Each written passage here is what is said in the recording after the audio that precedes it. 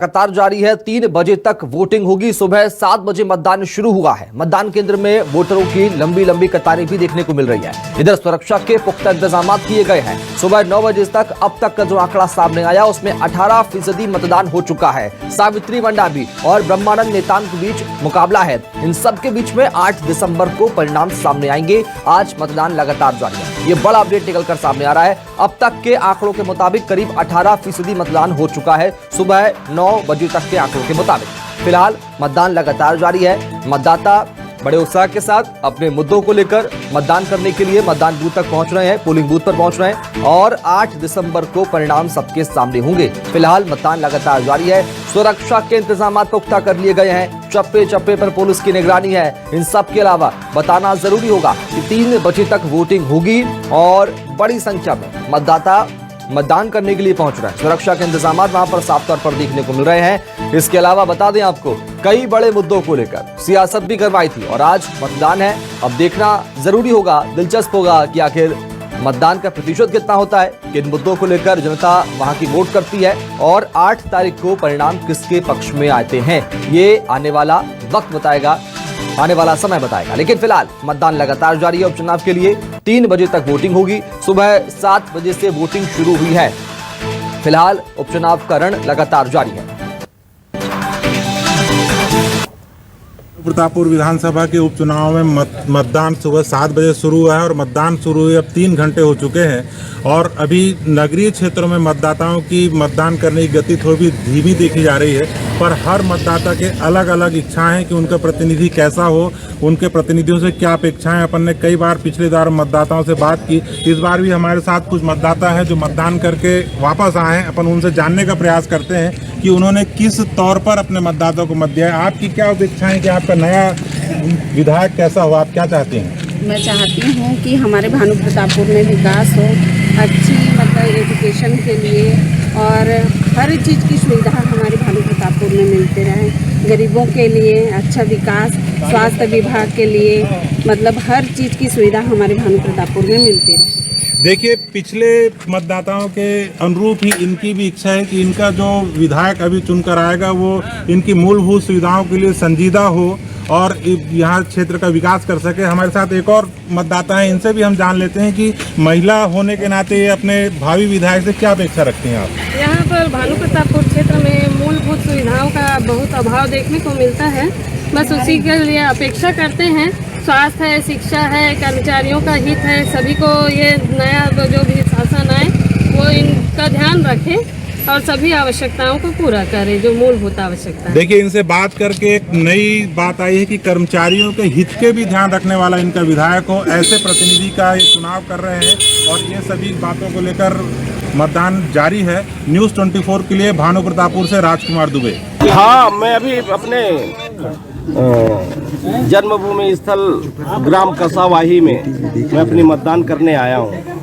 लोगों की भाव, लोगों की आशीर्वाद जिस तरह से मिल रहा है, मैं पूरी कॉन्फिडेंस हूँ कि भानु प्रतापपुर विधानसभा में भारतीय जनता पार्टी प्रेजेंट मतों से, भारी मतों से विजय घोषित होगा। ये आरोप मैं बोला ना, ये कांग्रेस जो पार्टी है ये आरोप और षड्यंत्र रचने में महारत हासिल है उनको। सरकार जब से आई है आदिवासी समाज को, पिछड़ा वर्ग समाज को प्रताड़ित कर रहे हैं। आज ये ब्रह्मानंद नेताम के ऊपर चरित्र हनन नहीं है, ये पूरे आदिवासी समाज के लिए चरित्र हनन है। तो सुना, कांग्रेस पर सीधा आरोप लगाया नेताम ने और कहा कि आदिवासी समाज के लिए चरित्र हनन का काम कांग्रेस ने किया है। इधर नेताम ने जीत का दावा भी किया, कहा कि मैं कॉन्फिडेंट हूं जीत को लेकर, लेकिन मतदान उन्होंने कर दिया अपने पोलिंग बूथ पर। समझाएंगे आपको, 2008 में नेताम विधायक भी रह चुके हैं, ये जानकारी आपको दे दें। इसके अलावा आपको बताना यहां जरूरी है कि नक्सल संवेदनशील करीब 82 बूथ है जिन पर वोटिंग लगातार जारी है।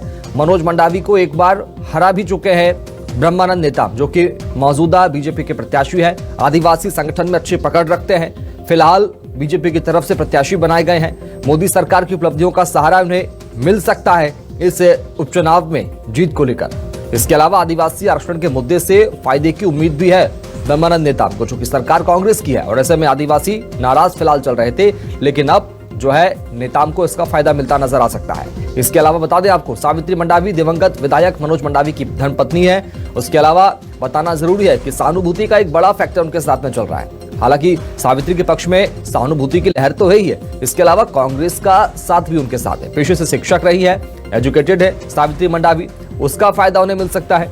खास बात एक ये भी है जो बताना आपको जरूरी है कि सामाजिक सांस्कृतिक गतिविधियों में लगातार सक्रिय रही हैं सावित्री मंडावी। तो ऐसे में इन तमाम बिंदुओं पर पति मनोज मंडावी 3 बार विधायक रह चुके हैं, जिनका निधन हो गया कुछ दिन पहले।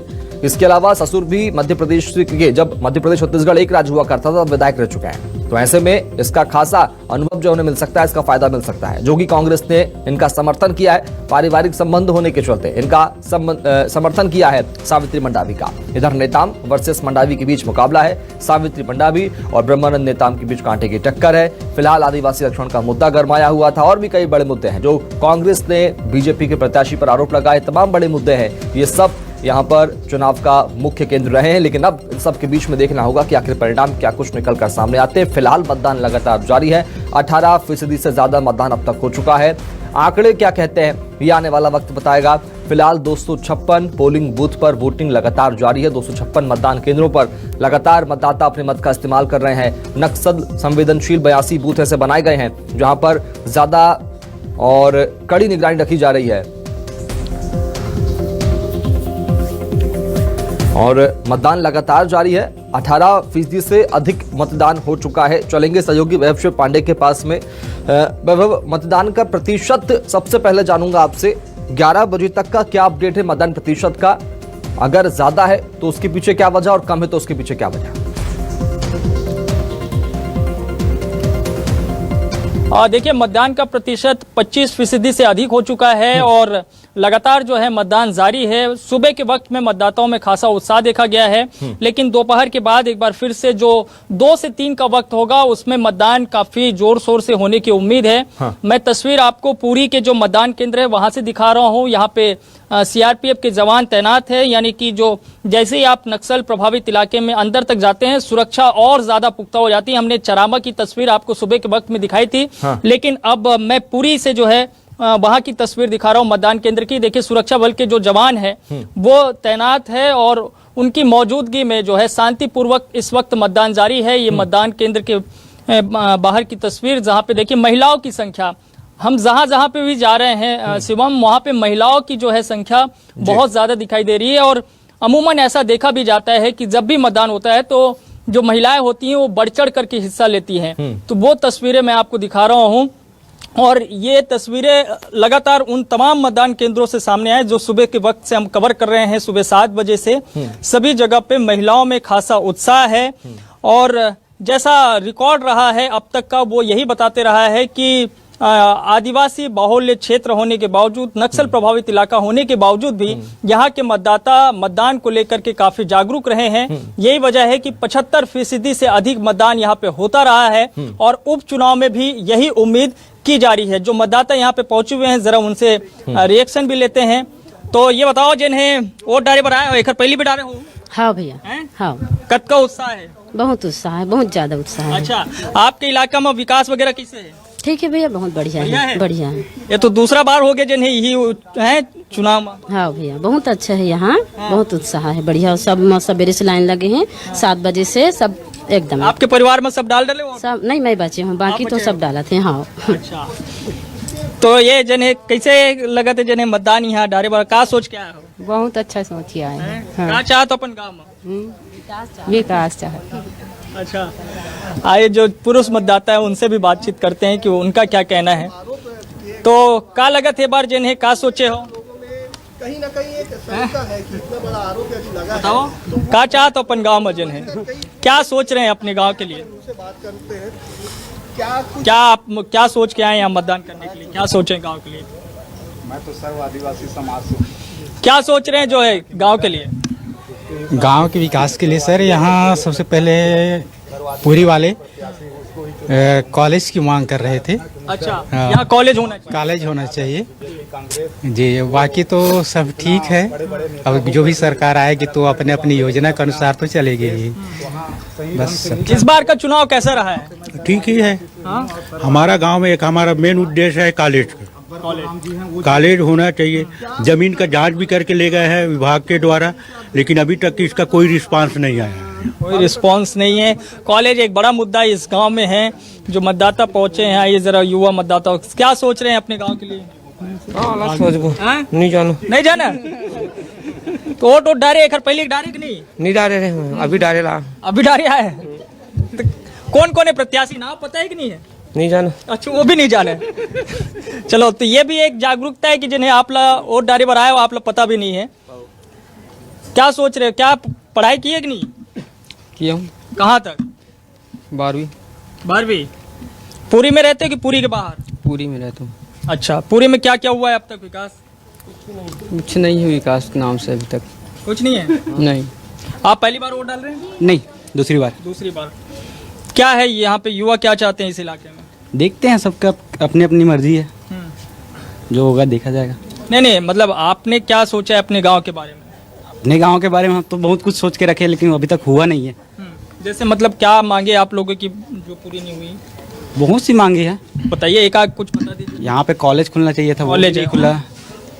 सब स्टेशन वो भी नहीं खुला। विद्युत सब? हाँ। अच्छा, बिजली की समस्या रहती है इधर? बहुत ज्यादा। ठीक है, अभिषेक पांडे, रहता है। शुक्रिया बातचीत करने के लिए। तो फिलहाल मुद्दे जो हैं वो आपने सुने, क्या कुछ मुद्दे हैं भानु प्रतापपुर की जनता के, और इसके बाद में अब इन मुद्दों को लेकर युवा, महिलाएं, बुजुर्ग, वयस्क सभी लोग मतदान करने पहुंचे हैं। अब देखना होगा कि परिणाम क्या कुछ सामने आते हैं। फिलहाल का अपडेट आपको दे दें, 25% से ज्यादा मतदान अब तक हो चुका है। आगे बढ़ेंगे, बात करते जशपुर की। जशपुर में जेल की दीवार फांदकर 2 कैदी फरार हो गए हैं। अंधेरे का